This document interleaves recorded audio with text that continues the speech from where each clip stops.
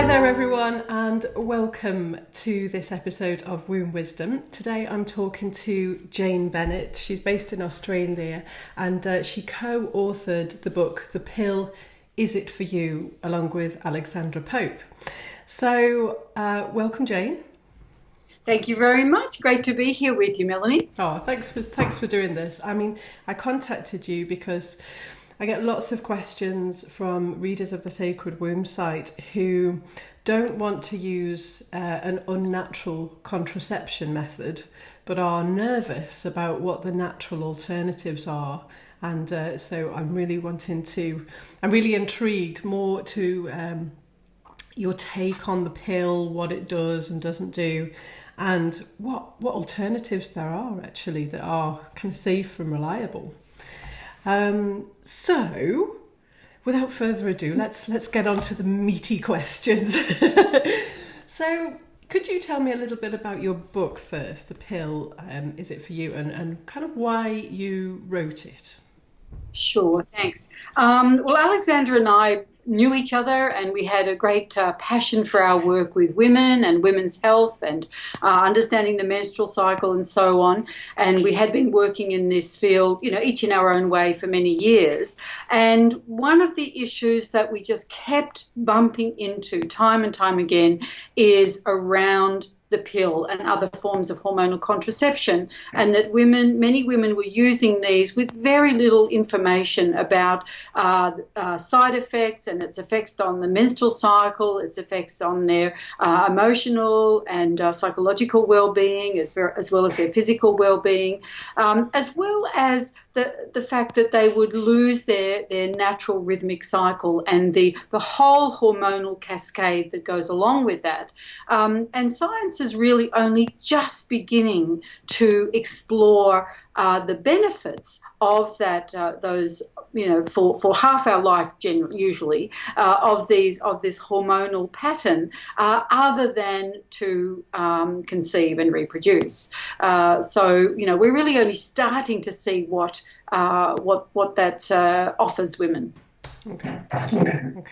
Yeah, I bump into that time and time again, and I've experienced it myself too, having been on the pill in my 20s, coming off it for a while, going back on it again and thinking, I feel strange. The world feels very slightly different. And that was before, I was just getting into therapy then, and I hadn't realised about my menstrual cycle yet. But I came off it when I was 29, and I'm so glad I did, because I didn't have the information, but I did listen to my gut feeling, which was great. So could you tell me from your perspective, like, what the pill actually does to our cycle? Sure. Well, basically it eliminates the cycle. The synthetic chemicals, the synthetic steroids that the pill is made up of, just completely overrides our natural hormonal cycle. So, and then it creates a false cycle, which is not really a cycle, but if you use a packet of pills as prescribed, you would then, when you go to the placebo pills, if you like, then you would have a withdrawal bleed from the drug. So it looks like a cycle, and it looks like a cycle that's coming very regularly. I think it's about 1 in 3 women are prescribed the pill just to, in inverted commas, regulate their cycle and regulate their periods, which is really a serious misnomer, because there's no real period. There's certainly no real ovulation when you're using these hormones. Okay, so a lot of people who read the Sacred Womb are already going to sort of feel like they don't want to use the pills, so we won't spend too long on what the pills do, because I think we all know it was kind of meant to free us, and it was cool for a little bit, and then we've kind of gone, okay, let's try something else. So for anyone who's watching this, what advice do you have for someone who's kind of currently on the pill but does want to come off it, in terms of what changes to expect and how soon might you expect a genuine cycle? Sure. It's hard to give a sort of a what will happen for everybody because it really depends on their overall health, the condition of their fertility when they first began taking the pill. If they're healthy and they had a nice steady cycle before they began, they're more likely to start quite soon afterwards. Okay. There is a bit of a delay though, and for some women, especially if their fertility was, let's say, fragile, or it was very early on and it hadn't even established a regular cycle, maybe they were early, when they soon after they started in their teens, then it may take a lot longer. And for the occasional woman, I don't want to be alarmist, but for the occasional women, it just won't kick in. Yeah. I've worked with women who it can take a really long time actually for it to kick back in, depending on the age and all those different factors. So, okay. So anyway, not to worry. We'll have a think about what are the alternatives that are helpful and help us to keep in tune with our cycle. Sure. Such a great question. I want to split my answer into two parts, and one is when the pill is prescribed, in inverted commas, therapeutically. Yeah. So if the pill is prescribed in many different ways these days, actually, sometimes just to regulate a cycle, sometimes to ease or with an effort to ease PMS or ease pain or heavy bleeding, some of these symptoms. So there's one response for that, and there's the other.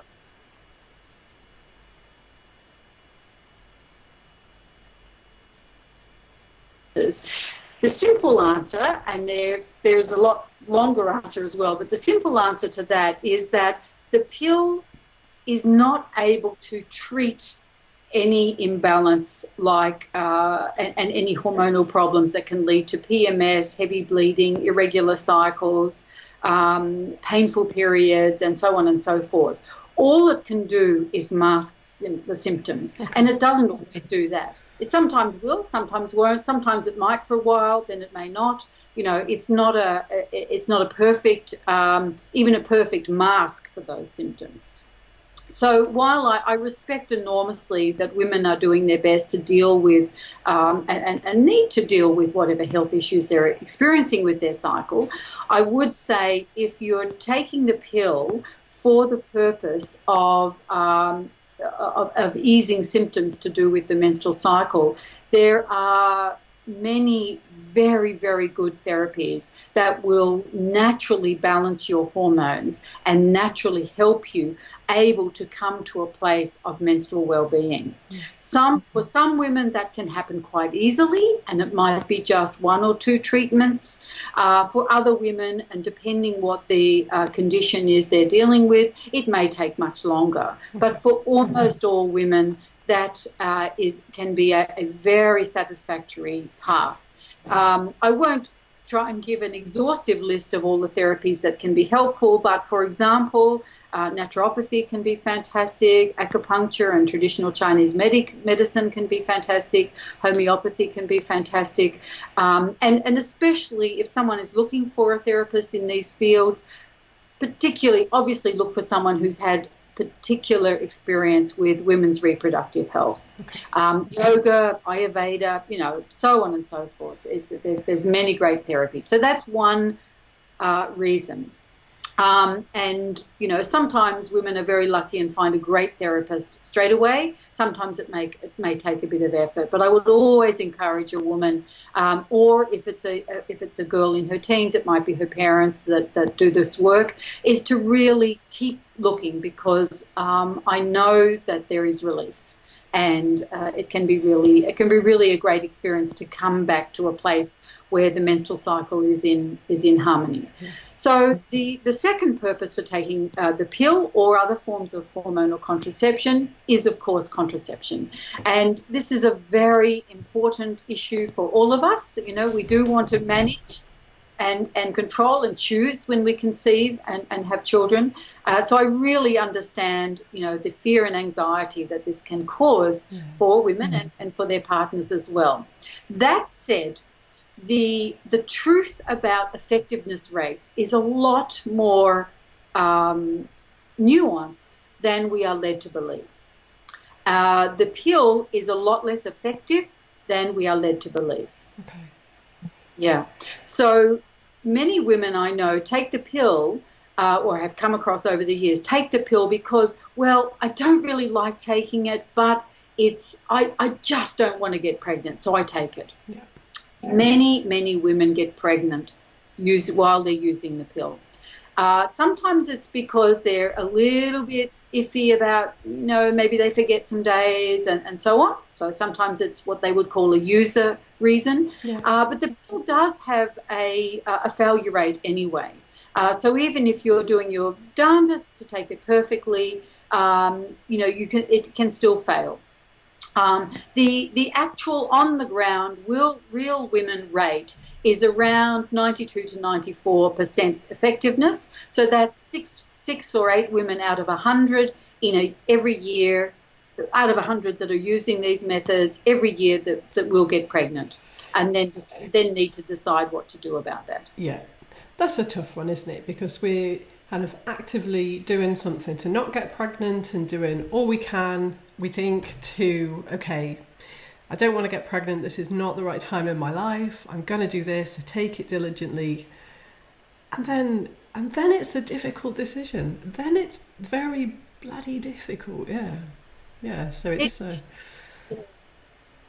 Yeah, absolutely. And the other main choices, I one way I like to describe it is if we can think of contraception as three main categories. Mm-hmm. So we've got one category which I would call sterilization methods. Yep. We have temporary sterilization methods, which are hormonal methods, and we have permanent sterilization, which is more surgical methods, let's say. Okay.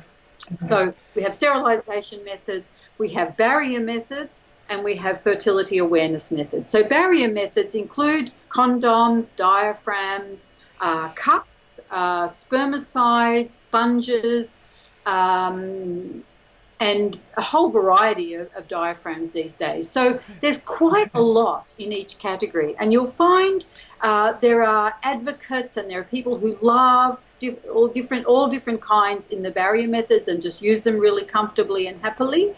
And it's really worthwhile women and their partners becoming experts in the different forms of contraception, because we're needing it. If you're a heterosexual woman, you will be needing contraception for 35 years of your life. Yeah, it's a long time. And the truth is that most health practitioners that we go to see for contraception either don't know very much about the variety of forms, don't know us well enough to know what might suit us best, and what might suit us best at this time of our life, or just because of funding, don't have time to educate us fully. So, I think it's really important that we put in the time, maybe not once, but just add to our knowledge, talk to people, look things up, have some discrimination about information we're seeing on the internet, of course. Sometimes it's, depends who's funding it. But really, there is so much information out there these days, and it's worth looking around.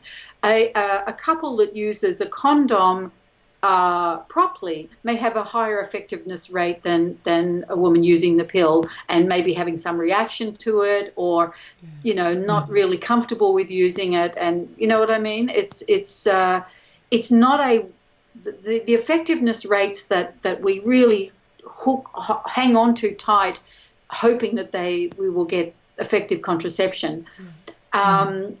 Are much more nuanced, and we need to, and part of it will depend on what we're comfortable with, what we really understand and can use well, and it also depends on being able to have really realistic conversations with our partners. I think our capacity to use contraception well is very much a relationship issue as well. So I just want to go on to the third category, which is fertility awareness methods, and there are a whole lot of things under that. Certainly, the modern day fertility awareness methods, which are primarily checking cervical mucus and the basal temperature method.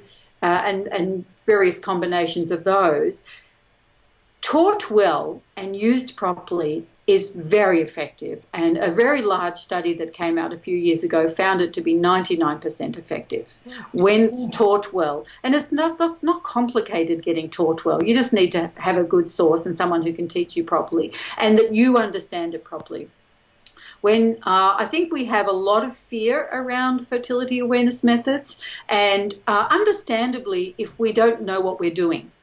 A lot of health practitioners that are advising women about contraception have really know very little about fertility awareness methods, so tend to or think they're complicated, or think that we have to have a long times of abstinence, which is not the case at all, and so make it sound like it's a really difficult thing. You've got to be really. It's going to take you a lot of time. You've got to have a lot of commitment to it. And sadly, that really drives me a bit nuts, I have to say, because it's not the case. For women who learn fertility awareness methods, you don't need to feel you're taking a risk. If you're not 100% clear that you're not fertile at a particular time, you say, okay, well, I'm not 100% sure, so let's use a barrier method. Let's be creative with our sexuality for this time. We all know there's lots of fun things you can do without risking pregnancy. So it's really about being empowered to really understand your own fertility. And once a woman has gone through the learning phases of that, which may take, it'll vary from woman to woman, actually. It may be 6 months, it may be more, it may be a bit less.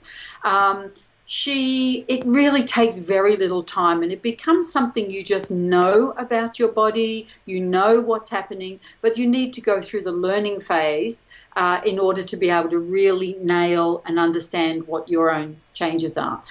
Also under that category of fertility awareness methods are some that are maybe older and less reliable, like the rhythm method, and sometimes authors or health practitioners confuse older methods that have quite a low success rate with current, modern, really well-researched fertility awareness methods.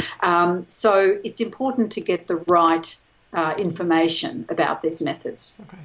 Okay, so just to be clear, the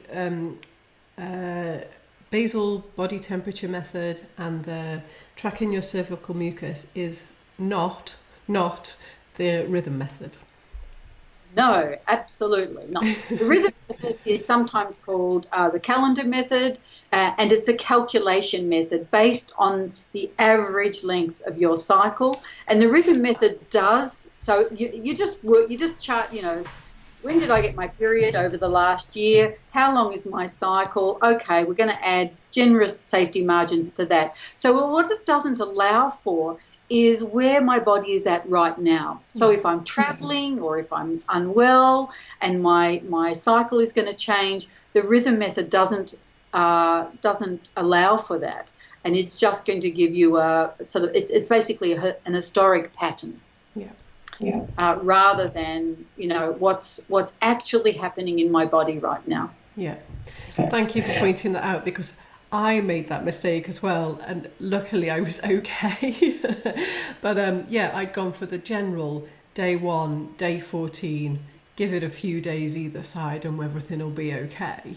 And I got, everything luckily was okay, but I got some education, and now I can explore my options more fully, and base it on my own body rather than something that's general.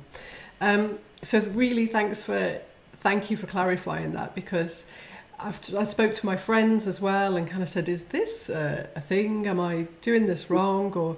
And they were all like, I think that works, does it? I mean, it's a bit of a risk sometimes. And we're all like, oh shit, we really need to sort this out, ladies. So thank you. That's very, very important. So when we're starting to learn about our body temperature and our cervical mucus, could you give someone watching this a few tips to start off with, an idea of what that would look like kind of day to day over the month, so that they get an idea. It does help dispel this myth of, my God, it's going to take me months and I have to really, spend half an hour each morning tuning into whatever's happening. Sure. So generally, I will preface this by saying it is, as I said before, it is important to learn in a very systematic way with someone who really knows what they're doing, or a kit or a book that is really very thorough. So there's many aspects to this. That said, I'll answer your question. Thank you. So when someone's learning the mucus method part of fertility awareness methods, is what they're really wanting to do is check every day and track the changes in their cervical mucus. Now, the cervix is up at the end of the vagina or at the bottom of the womb. We don't need to collect mucus from the cervix itself. It will, just because of gravity, it'll travel down the vagina and will be available at the mouth of the vagina. So what's the way to check it is when you go to the toilet, before you urinate, just collect a little bit on preferably your finger, because it's easier to check, or if you're uncomfortable with that, you could use toilet paper. And then have a look at it between your fingers and go, how would I describe that to myself? Yeah. What will I call that? So a good habit to get into is to check every time you go to the toilet. Now, sometimes you may not be able to wait that long. That's okay. But basically, if you get into that habit and check, and then once a day, preferably at the end of the day, you just make a note. What was it today? Okay. Was it tacky? Was it cottage cheesy? Was it watery? Was it creamy? Was it milky? Was it raw egg whitey? Okay. But really, whatever it is for yourself. The important thing is that the words you describe it with are meaningful to you. Okay. So if you write down that every day, and obviously not during menstruation, because that's going to get confused with menstrual blood, of course. Yeah. So after menstruation, just begin to write that down every day. So this would, for someone who's perhaps interested in learning fertility awareness methods, they could spend a month just getting into that habit, making a note, and noticing by the end of that cycle that actually there's a significant change through the cycle. And there's often a change from very little to more in quantity, back to a small amount. There's a change in color, and there's a change in texture. Okay. Yeah. That's really clear. Thank you. I think that gives people a really clear idea of, okay, I'm on the pill, or I've got the coil or something else.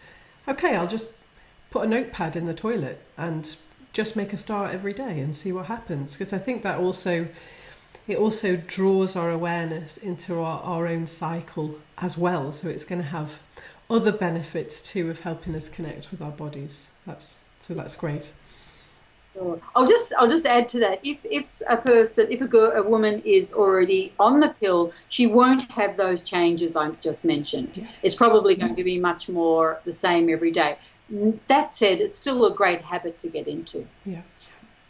And I know this is a bigger question, but just to again dispel the myth of how much time this takes.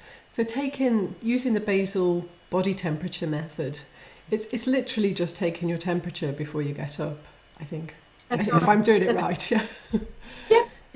You take your temperature before you get up, and make a note of that. Most thermometers will hold the temperature, so if you're a bit sleepy and you don't wake up fast, that's fine. You could even do it at the end of the day. Some women like to keep their cycle charts, by their bed on a clipboard, and they can mark in the temperature and mark in the mucus pattern for the day.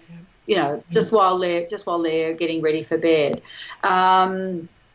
And really, different people who teach fertility awareness methods teach it somewhat differently. But for us at Natural Fertility Management, what we say with the temperature method is use it, learn it for the learning phase. It will help you get very clear about when ovulation happens and what your mucus pattern around ovulation is.